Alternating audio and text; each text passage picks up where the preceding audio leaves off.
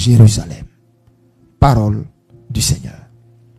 Voici ainsi le message que j'avais reçu de la part du Seigneur la nuit du 1er au 2, la nuit du samedi à dimanche, de 3h à 5h du matin. Et donc, le Seigneur, par la suite, va approfondir ce message. Sur les réseaux sociaux, c'est juste le message tel que je l'avais reçu, que j'ai donné. Mais l'approfondissement que le Seigneur avait donné, je priais pour savoir s'il voulait que j'en parle ou que je le donne. Il m'en a donné la conviction. C'est pourquoi j'en parle aujourd'hui. Alors,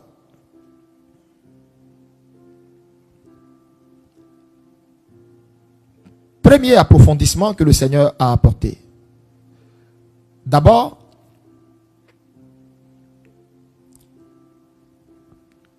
ce que vous venez d'entendre, c'est un cri de cœur. Ça veut dire, pendant toutes ces années, nous étions en train de prier pour la délivrance de la Côte d'Ivoire.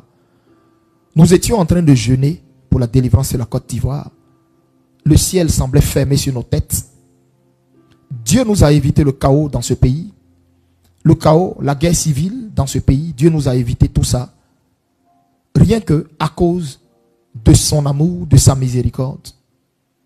Mais pas parce que Dieu agréait l'église en Côte d'Ivoire. Parce que Dieu estime que l'église s'est rendue coupable devant lui d'un grand péché. Dieu dit qu'il nous a suscité en Côte d'Ivoire son envoyé, le prophète Kakou Sévérin. Cet homme était de Dieu. Dieu dit que c'est lui qui l'avait suscité. Mais cet homme a été blasphémé, autant pour moi, a été blâmé, a été marginalisé presque dans son pays. Le Seigneur dit, cet homme a porté devant lui des prix forts, dans des pleurs, dans des jeûnes à répétition, à n'en point finir, pour la Côte d'Ivoire. Malheureusement, il s'en est allé trop tôt. Le Seigneur dit, de son vivant, l'Église ne lui a pas donné la main d'association, mais l'a persécuté. L'Église n'a pas reconnu l'Éternel à travers lui, mais l'Éternel a entendu tout ce qui était dit le concernant et toutes les souffrances qu'il endurait pour l'Église. Et le Seigneur dit, il a rappelé son serviteur à lui. Mais il avait fait voir à son serviteur tout ce qui allait se passer. Souvenez-vous d'une prophétie qu'il a donnée devenue célèbre, où il dit Côte d'Ivoire, il arrivera des événements, il arrivera des choses dans ton histoire qui seront des événements marquants. On dira du jamais vu. Ce pays que Dieu a choisi, ce pays sur lequel Dieu a mis sa main. Et on constate que dans la prophétie, le prophète n'est pas allé au bout de ces événements marquants à travers lesquels on dira du jamais vu. Mais c'est tout ça que nous sommes en train de vivre. Et le Seigneur disait qu'il lui avait fait voir tout ce qui allait se passer. La rébellion armée qui allait frapper notre pays en 2002. Avant qu'il ne meure, le Seigneur lui avait montré tout ça. Et il a versé des larmes. Il a versé des larmes. Quand vous écoutez la prédication de son prophète, le prophète Kakou Sévérin, sur Gethsémane, en fait, Gethsémane est un cri de cœur. Et quand vous réécoutez le message, on a comme l'impression que le message vit, le message respire. Le cœur, le message, c'est comme si le message vit. Et le Seigneur dit, parce qu'il lui avait fait voir tout ce qui se passe et tout ce qui se passerait à long terme concernant le pays. Et il avait versé des larmes devant le Seigneur. Et le Seigneur dit, il a rappelé cet homme à lui, mais Ta veuve, où est-elle? Où est-elle? Pourquoi n'est-elle pas dans son pays? Qu'est-ce qui s'est passé pour qu'elle aille s'exiler en Europe, loin de son pays? Et qu'elle fasse juste la navette de temps à autre? Où sont les enfants de son serviteur? Où est l'héritage spirituel qu'il a laissé? Et pendant que le Seigneur me parlait, j'entendais le Seigneur, c'est comme si les lames du Seigneur, du moins l'amertume du Seigneur, j'entendais tout, et le Seigneur me faisait ressentir son amertume. Et j'étais là, et mon cœur avait mal, et je pleurais. Et en même temps, pendant que je pleurais, j'ai dit, mais pourquoi j'arrive pas à retenir mes larmes? Le Seigneur me disait, c'est l'amertume que je sens là, que je suis en train de te faire sentir. Où est passée la veuve de mon serviteur? Où sont ses enfants? Il m'a dit, tu vois, Élie, tous ces ministères florissants, tu vois en Côte d'Ivoire, tous ceux, tu vois, qui aujourd'hui ont les ministères qui brillent, vont partout pour des programmes, sont tous nés de Kakou Sévérin. D'une manière ou d'une autre, même s'ils n'ont pas été ses fils directs, ils ont été influencés par son message, par l'onction que j'ai déposée sur la vie de cet homme. Mais, qui se soucie de sa veuve, de ses orphelins?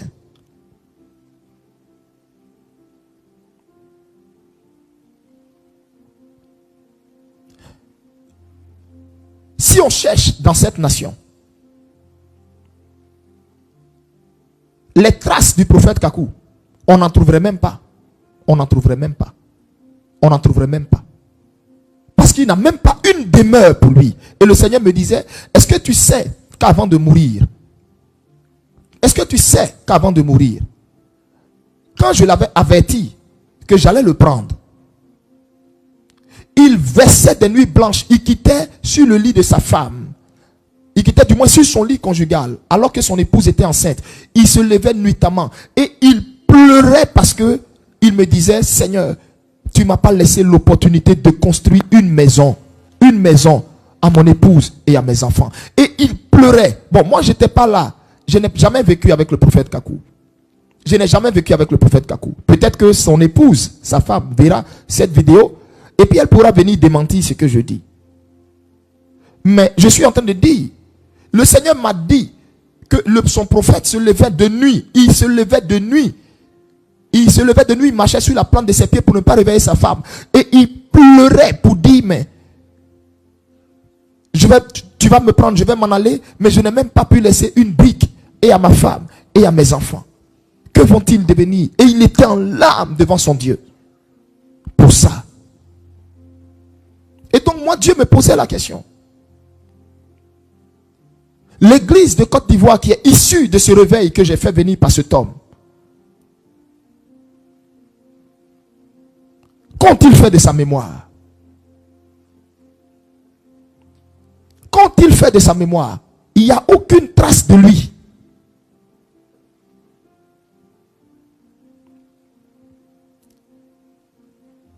Où est sa veuve? Où sont ses orphelins?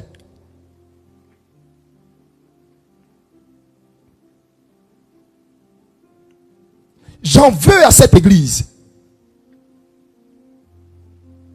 Parce que cette église ne s'est pas arrêtée là.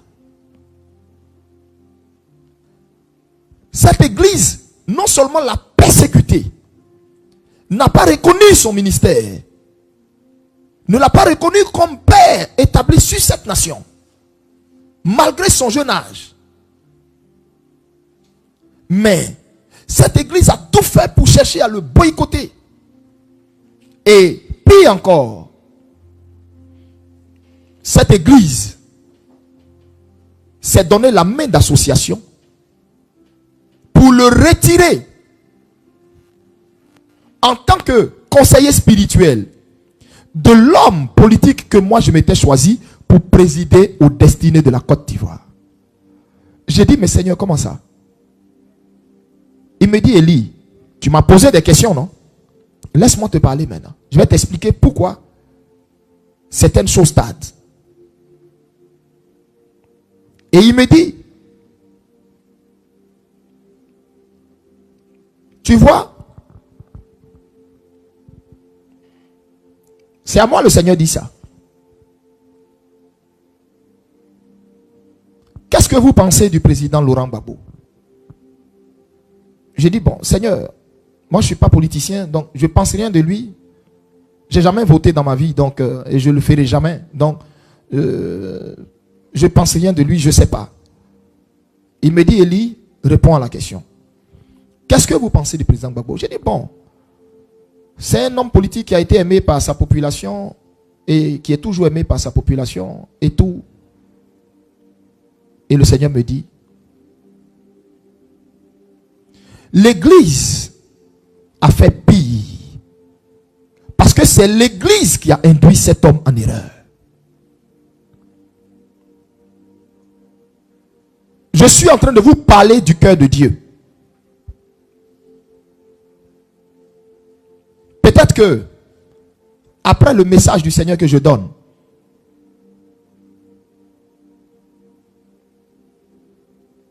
peut-être que on me persécutera. Que la gloire revienne au Seigneur. Mais j'ai le droit et le devoir de dire ce que Dieu m'a dit. Parce que moi aussi, j'ai prié pour ce pays. J'ai prophétisé. Et je ne comprenais pas pourquoi tu me dis délivrance. Tu me dis dans peu de et on ne voit rien. Mais qu'est-ce qui se passe? On a comme l'impression qu'une dalle est sur notre tête en Côte d'Ivoire ici. Ou bien les puissances des ténèbres sont plus fortes que le nom de Jésus-Christ. Et toute l'église de Côte d'Ivoire réunie ou quoi? Qu'est-ce qui ne va pas, Seigneur? Ou bien les sacrifices humains que les satanistes font contre ce pays, c'est plus puissant que le nom de Jésus ou quoi? Il m'a dit, je vais te répondre, Élie, je vais te répondre. Je cherchais quelqu'un à qui parler. Je vais maintenant te répondre.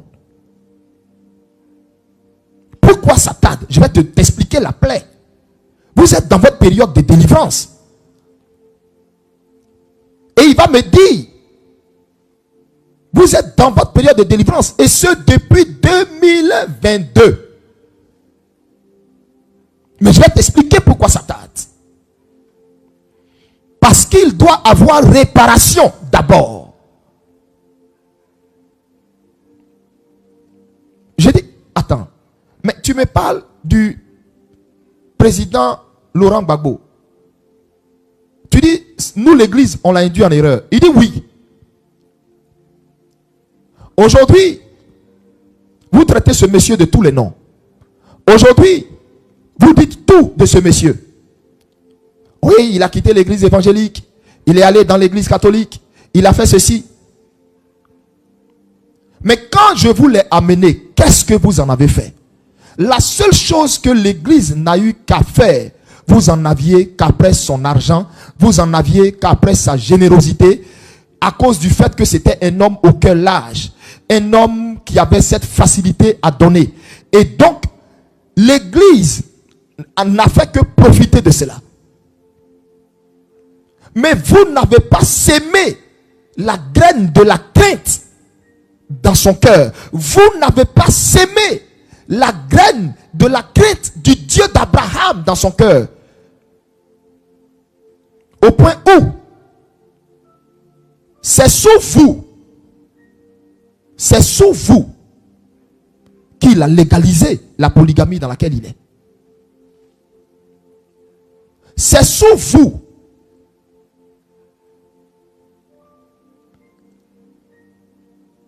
J'ai amené cet homme parce que c'est moi qui me le suis choisi. Je l'ai mis à part pour qu'à travers lui, je puisse donner du repos à la Côte d'Ivoire. Et vous, Église, je vous ai confié cet homme pour que vous puissiez lui transmettre mes valeurs, ma crainte, ma vie. Mais au lieu de ça,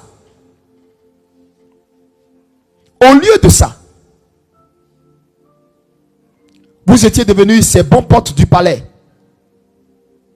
Au lieu de ça, vous rasiez ces murs pour de l'argent. Au lieu de ça, certains parmi vous ont construit des big church. Au lieu de ça,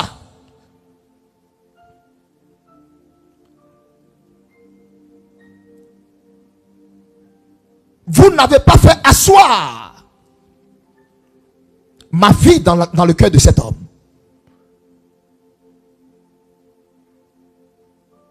Et tout ça, vous, Église, vous avez conspiré pour éloigner de lui mon prophète Kakou Sévérin.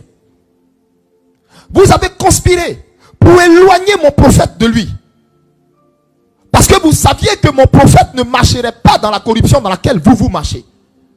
Vous saviez que mon prophète allait lui dire la pensée véritable du Seigneur par rapport à son règne. Alors, qu'est-ce que vous avez fait? Vous avez torpillé, écarté, éloigné mon prophète de lui. Et des gens que moi, je n'ai point envoyé à côté de lui, se sont érigés ses conseillers spirituels. Mais en réalité, étaient des lourds ravisseurs. En réalité, étaient des agents de Mammon. En réalité, étaient des gens qui en avaient qu'après la générosité de cet homme. Vous avez tous puisé dans cet homme, profité de la naïveté de cet homme qui croyait m'obéir, qui croyait me servir. Vous avez tous menti à cet homme. Vous venez, vous donnez des prophéties que je ne vous ai pas ordonné. Tout ça pour des enveloppes. Et celui que moi je m'étais choisi comme le Nathan qui devait être à côté de David, Kakou Sévérin que je m'étais choisi pour être à côté, pour être le conseiller spirituel, le guide spirituel de cet homme, ils l'ont écarté parce qu'ils ont vu en Laurent Gbagbo une manne, quelqu'un qui va venir les faire sortir de la misère, de la galère. Ils ont écarté le prophète Kakou Sévérin.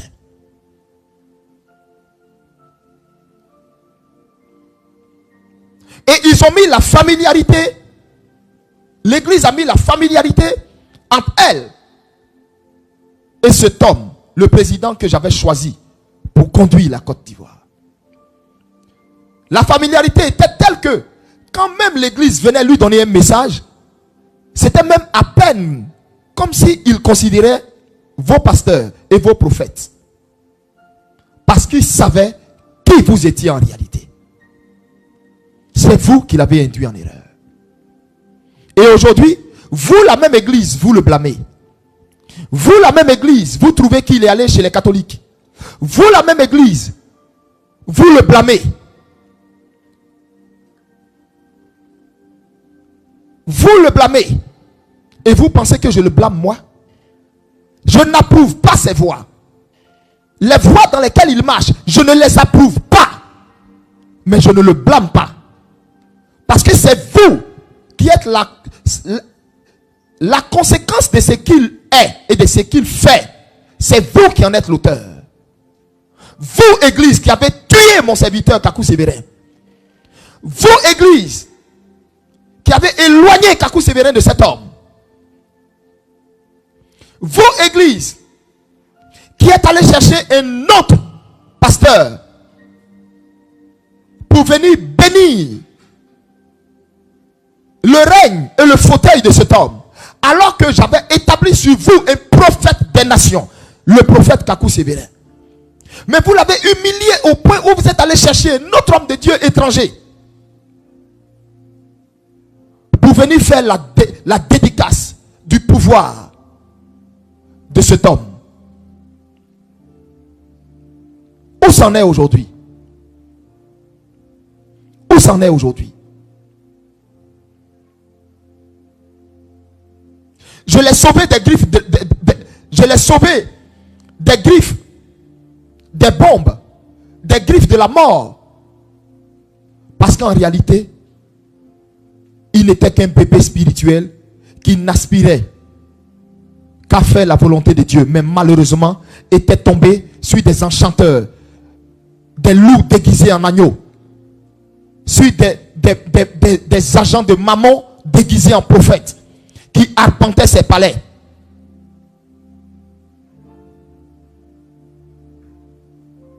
Mais Église,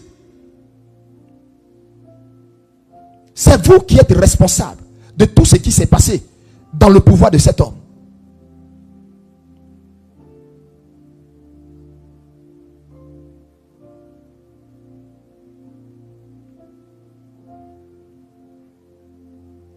C'est vous qui êtes responsable de tout ce qui s'est passé.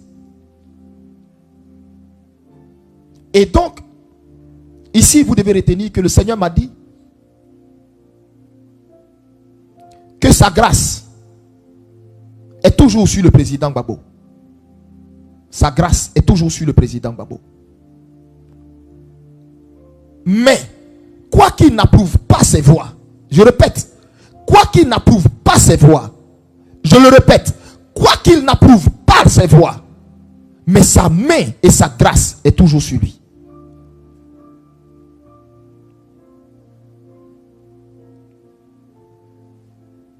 S'il revient à Dieu de tout son cœur, l'Éternel le restaurera comme pas possible. Parce que Dieu dit, oui, il a commis des fautes, mais c'est l'Église qui en est responsable. C'est l'Église.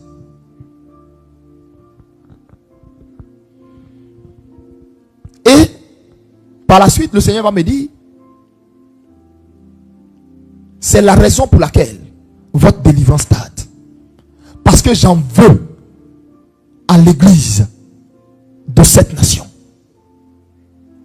À mes yeux, il n'y a pas d'église dans votre nation. Que des gens divisés. Des gens prêchant pour leur propre chapelle. Des gens utilisant tous voies et moyens pour pouvoir s'en sortir dans le ministère. Au point où certains ont recours à des feux étrangers. Au point où certains, dont vous voyez la foule, la masse, le peuple du monde chez eux. Je n'en suis pas l'auteur. C'est des démons, des esprits échangés avec lesquels ils travaillent. L'église a été affaiblie dans cette nation à telle enseigne que il y a eu une invasion, une éruption de démons en Côte d'Ivoire. Parce que l'église qui est censée être la sentinelle, l'église qui est censée veiller devant le Seigneur, l'église s'est compromise. L'église s'est compromise à cause de personnes qui, par amour d'argent, n'ont pas fait ce que Dieu attendait d'eux. Ils ont conspiré pour écarter le prophète Kakou. Ils ont conspiré. Et Dieu a rappelé son serviteur. Et Dieu les a livrés à la honte. Ils ont prédit partout à l'ancien chef d'État que des anges descendraient pour venir combattre pour toi. Dieu descendrait pour venir faire ceci. Qu'est-ce qui s'est passé de tout ça? Zéro. Parce que l'Esprit de Dieu en veut à l'église.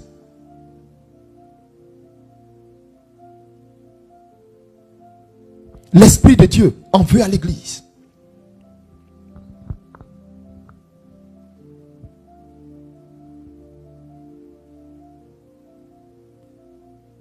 Les grands programmes éclatés que le prophète Kakou Sévérin organisait en faveur de la Côte d'Ivoire, un peu partout, au Champrou, au Palais des Sports, un peu partout, depuis il n'est plus. Est-ce que l'église fait ça? Chacun prêche pour sa propre chapelle. Chacun prêche pour sa propre chapelle. Au point où l'église est devenue faible. Parce que la puissance des ténèbres, les puissances maçonniques ont vu une faille dans l'église. Ont vu la faiblesse de l'église. Une église dirigée par Mammon. Une église dirigée par le mensonge. Un esprit de mensonge descendu dans la bouche de ses prophètes. Une église partisane. Une église partisane. Une église qui n'a pas su faire attention pour garder sa neutralité politique, mais partisane. Au point où on a frôlé la guerre civile à cause de l'église. Dieu en veut à cette église.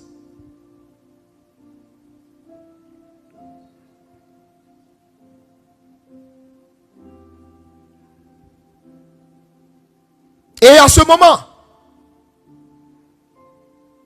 on a encore des organisations soi-disant religieuses, des groupes de pasteurs mis ensemble, selon eux reconnus par l'État ou je ne sais quoi, qui arpentent les rues des palais et autres, les rues les bureaux des ministres et autres. On est en train de revivre les mêmes choses qu'autrefois. Les mêmes choses qu'autrefois. Au point où la voix de l'église ne pèse pas dans la nation. Au point où l'église n'est pas écoutée dans la nation. Au point où ces clergés, ces bergers ne sont pas écoutés ni respectés dans la nation. Parce que dans la nuit, on sait où on les voit. Dans la nuit, on sait dans quel couloir on les voit. Dans la nuit, on sait dans quel bureau on les voit. L'église est devenue faible. C'est la raison pour laquelle les forces du mal ont raison sur nous dans cette nation. C'est la raison pour laquelle les forces du mal nous assujettissent. Parce que l'église qui est censée être le flambeau, la lumière, la voix des sans-voix, l'église s'est corrompue. Donc l'église ne peut pas parler à l'appareil de l'État. L'église ne peut pas parler au gouvernement. L'église s'est corrompue. Ils ne peuvent pas parler. Ils sont juste amis des chefs d'État, amis des ministres. Leur carnet d'adresse est rempli de personnalités pour s'en glorifier. À quoi ça sert d'avoir un carnet d'adresse rempli d'hommes politiques et puis Dieu ne te reconnaît pas? Et puis Dieu t'a vomi. Je préfère avoir l'adresse de Dieu dans mon carnet d'adresse que l'adresse d'un politique. Et donc Dieu en veut à l'église. C'est pourquoi l'église crie à Dieu. Et puis les oreilles de Dieu sont sourdes sur l'église.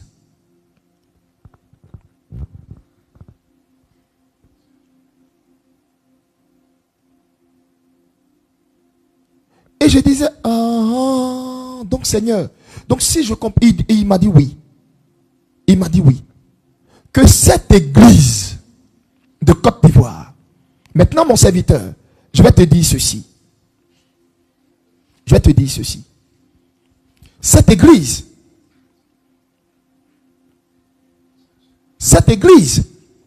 doit faire deux choses. Sinon trois choses, autant pour moi. J'ai dit lesquelles? Il m'a dit, cette église doit faire trois choses.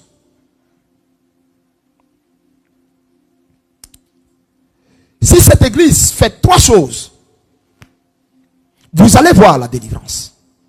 Mais je veux déjà te dire une chose qu'il faut que tu notes. J'ai dit, parle Seigneur. Il me dit, votre délivrance, elle est déjà planifiée. Elle est déjà acquise. C'est-à-dire dans le monde spirituel, depuis 2022, la Côte d'Ivoire est censée connaître la délivrance totale. Et je lui ai dit, mais tu dis ça, mais nous sommes toujours encore. Et le Seigneur me dit, mais laisse-moi t'expliquer. J'ai exercé un jugement sur l'église. Je répète, j'ai exercé un jugement sur l'église et sur le pouvoir précédent qui était là. J'ai dit, comment ça, Seigneur? Et il me dit,